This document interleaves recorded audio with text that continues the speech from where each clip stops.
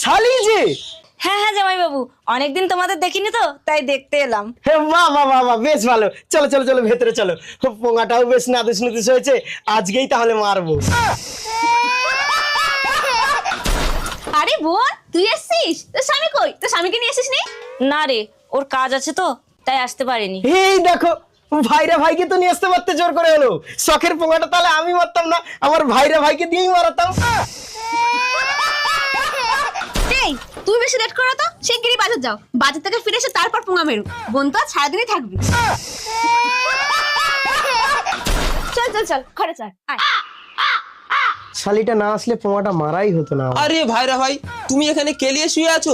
আরে চুদির ভাই, তুই এসছিস? হ্যাঁ হ্যাঁ হ্যাঁ, আমার বউ মানে তোমার শালিটা কই? আর বলিস না, অনেকদিন পর শালিটা এসছে তো তাই ভাবলাম কি করি